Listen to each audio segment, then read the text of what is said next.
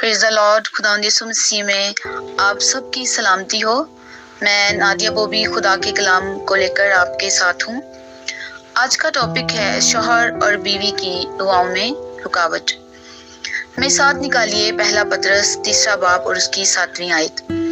اس آیت کے ہم آخری حصے پر غور کریں گے۔ یہاں پر لکھا ہے، اور یوں سمجھو کہ ہم دونوں زندگی کی نعمت کے وارث ہیں تاکہ تمہاری دعائیں رک نہ جائیں۔ آمین۔ میرے بھائیوں بہنوں، اس سے مراد ہے کہ بیوی اپنے شوہر کے ساتھ ہر ایک چیز کی حصے دار اور ابدی میراث کی وارث ہے، اور خدا کی نظر میں اسے بھی وہی مقام اور وہی کچھ حاصل ہے جو اس کے شوہر کو حاصل ہے۔ یہ جوڑا کوئی عام جوڑا نہیں ہے، بلکہ ان کا تعلق کلیسیا سے ہے، مسیح کے بدن سے ہے۔ ایماندار ہونے کے باوجود دونوں میں آپسی اختلافات کی بنا پر اکثر ایسی باتیں ہو جاتی ہیں جس کی وجہ سے دعائیں رک سکتی ہیں۔ یسوع مسیح نے کہا کہ اپنے پڑوسی سے اپنی مانند محبت رکھ، تو شوہر اور بیوی سے قریب ترین پڑوسی کوئی نہیں ہے۔ دعا، بائبل مقدس کی تعلیم، ایماندار اور روحانی ہونے کے باوجود شوہر اور بیوی کی دعاؤں میں رکاوٹ آ سکتی ہے۔ اگر اسی آیت یعنی پہلا پطرس 3 باب کی 7ویں آیت کو تھوڑا سا اوپر سے دیکھیں تو یہاں پر شوہر کو مخاطب کیا گیا ہے کہ بیویوں سے عقل مندی سے بسر کرو، نازک ظرف جان کر عزت کرو، مگر اس آیت کا اگلا حصہ ایک دم بدل جاتا ہے۔ شوہر سے بات دونوں پر یعنی شوہر اور بیوی پر آ جاتی ہے، اور یوں سمجھو کہ ہم دونوں زندگی کی نعمت کے وارث ہیں تاکہ تمہاری دعائیں رک نہ جائیں۔ تو آج پاک روح کی رہنمائی اور مدد سے شوہر اور بیوی کے درمیان ایسے نازک پہلوؤں پر روشنی ڈالی جائے گی جو دونوں کی دعاؤں میں رکاوٹ کا سبب بن سکتے ہیں۔ پہلا پوائنٹ ہے میاں اور بیوی کے درمیان غلط رویہ۔ شوہر اور بیوی کا ایک دوسرے کے ساتھ غلط قسم کا رویہ نہ صرف ان میں دوری پیدا کرتا اور ان کے ازدواجی تعلقات میں بگاڑ پیدا کرتا ہے، بلکہ ان دونوں کی دعاؤں میں رکاوٹ کا باعث بن سکتا ہے، کیونکہ انسانی رویے ایک دوسرے کو زخمی کرتے اور نفسیاتی طور سے ٹھیس پہنچاتے ہیں۔ چونکہ میاں بیوی ایسے قریبی پڑوسی ہیں جنہیں اس بات کا خاص خیال رکھنا چاہیے کہ ان کا رویہ ان میں توڑ پھوڑ اور ان کی دعاؤں میں رکاوٹ کا سبب نہ بنے، بلکہ فلپیوں 2 باب کی 5ویں آیت کے مطابق ایسے مزاج کی بات کی گئی ہے جیسا مسیح یسوع کا تھا۔ اس لیے شوہر بیوی کا رویہ مسیح یسوع جیسا ہی ہونا چاہیے، نرم، رحم اور ترس سے بھرا ہوا، کیونکہ مسیح کا رویہ جو مسیح نے اپنی زندگی میں رکھا تھا ویسا ہی ایمانداروں کا اور مسیحیوں کا اور جوڑوں کا بھی ہونا چاہیے۔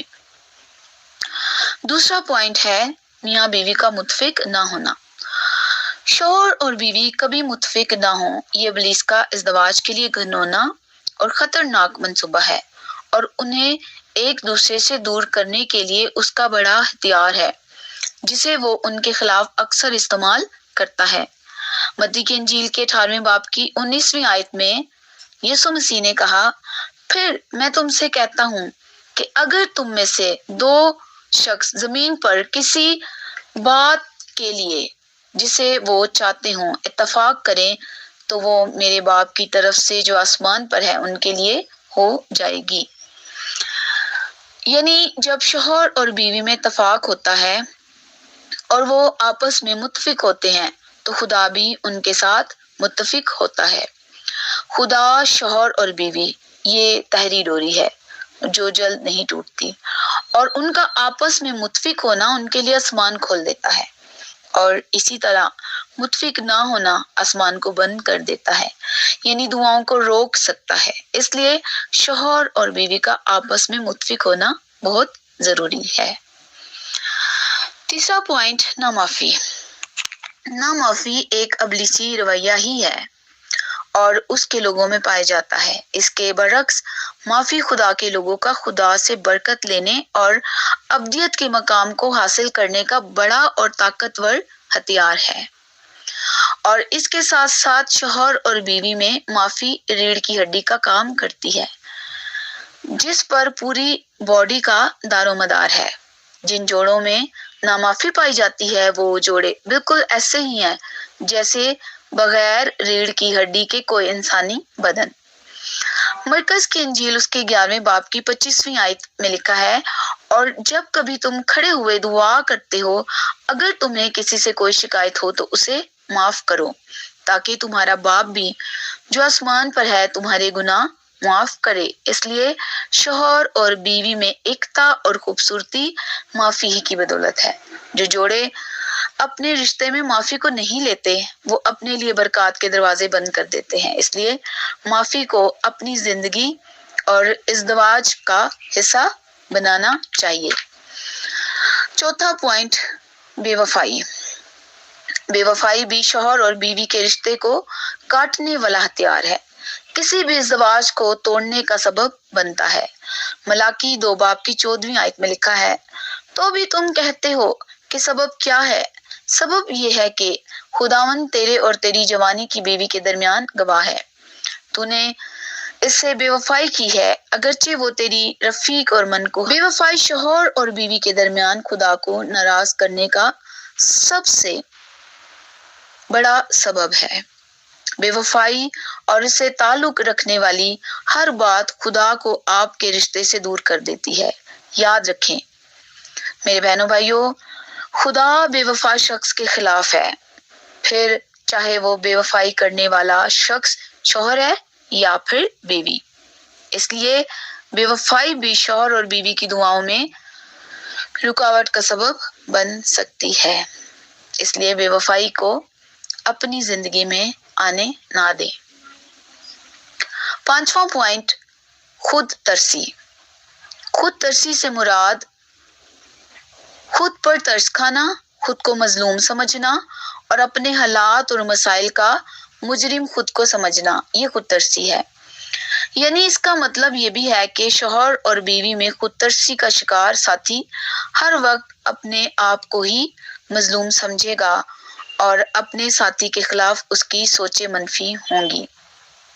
یعنی وہ یہ کہے گا کہ میرے ساتھ ہی دنیا میں ایسا ہے، میرے ساتھ ہی ایسا کیوں ہو رہا ہے، میرے ساتھ ہی ایسے حالات ہیں، میں ہی ایسا ہوں، میں ہی ویسا ہوں۔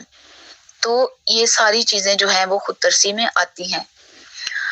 دوسروں پر ترس کھانا تو ٹھیک ہے، لیکن جب انسان اپنے آپ پر ترس کھانا شروع کر دے تو یہ نہ صرف اس کی شخصی زندگی کے لیے نقصان کا باعث ہے، بلکہ اپنے ساتھی کے لیے اس کی منفی سوچیں اور خیالات انہیں نہ صرف ایک دوسرے سے دور کرنے کا سبب ہے بلکہ ان کی دعاؤں میں رکاوٹ کا سبب بنتی ہیں۔ یاد رکھیں یسوع مسیح نے ہمیشہ دوسروں پر ترس کھایا، تو پھر معجزات ہوئے، زندگیاں تبدیل ہوئیں اور نجات کا کام ہوا۔ آج اس دور میں ضرور ایسی باتوں سے بچا جائے اور مسیح کی طرح دوسروں پر ترس کھایا جائے۔ اگر آپ کے سامنے اس طرح کے جوڑے ہیں، شوہر اور بیوی ہیں، ایسے کپل ہیں، تو انہیں نجات کا راستہ دکھائیں جو صلیب سے ہو کر گزرتا ہے۔ خود ترسی ازدواجی زندگی میں بغاوت، سرکشی اور نافرمانی کو جنم دیتی ہے اور شوہر اور بیوی کی دعاؤں میں رکاوٹ کا سبب بنتی ہے۔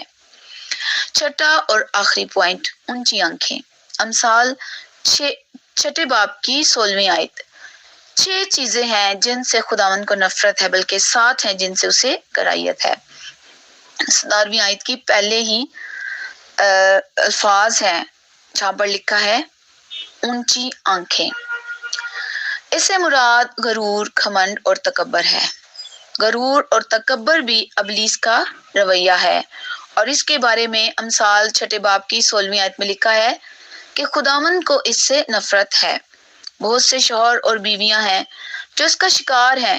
مثال کے طور پر اگر ایک ساتھی میں اچھی تعلیمی قابلیت ہے اور اس کے ساتھ ساتھ روحانی معیار بھی اعلیٰ ہے اور بہت سی نعمتیں اور برکتیں ہیں اور اس کے ساتھ ساتھ کوئی بڑی منسٹری بھی ہے، یعنی شہرت، دولت، عزت، خوبصورتی، حتیٰ کہ سب کچھ اس کے پاس ہے، اور اس کے برعکس دوسرے ساتھی کے پاس ایسی کوئی بھی روحانی یا جسمانی برکت نہیں ہے، تو پہلے ساتھی کو چاہیے کہ بجائے اس کے کہ وہ ساتھی جس کے پاس کچھ نہیں ہے اس کی حوصلہ افزائی کرے، اسے گاہے بگاہے اچھے اور خوبصورت الفاظ سے سراہے، نہ کہ اسے احساس کمزوری کا شکار بنائے۔ یاد رکھیں، اس طرح کی باتیں ازدواجی زندگی میں خوشیوں کو چھین لیتی ہیں اور میاں بیوی کی دعاؤں میں رکاوٹ کا باعث بنتی ہیں۔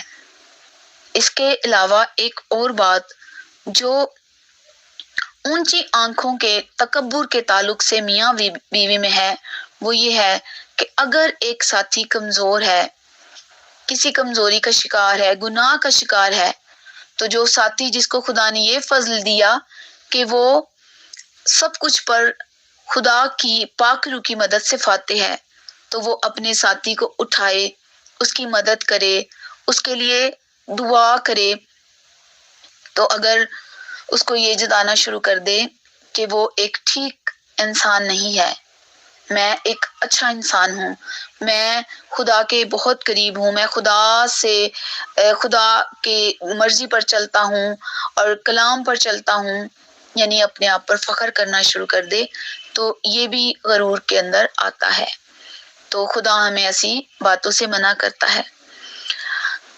ایک میاں بیوی کی سب سے بڑی فتح یہ ہے کہ وہ ایسے اپنے ساتھی کو جو کمزوری اور گناہوں کا شکار ہے اسے بچا لے، اسے خدا کے قریب لے آئے، اس کے لیے اپنے آپ کو پیش کر دے خدا کے حضوری میں اسے بچانے کے لیے، تو یہ ایک بڑی فتح ہے۔ لیکن اگر فخر میں بات کرے، دوسرے ساتھی کو نیچا دکھائے اور ہر وقت اسے لان تان کرے، تو پھر جو ہے یہ خدا کی صفت نہیں ہے، یہ خدا کی مرضی نہیں ہے، بلکہ اس ساتھی کو چاہیے کہ اپنے ساتھی کو اٹھائے، اس کے ساتھ کھڑا ہو اور اس کی مدد کرے۔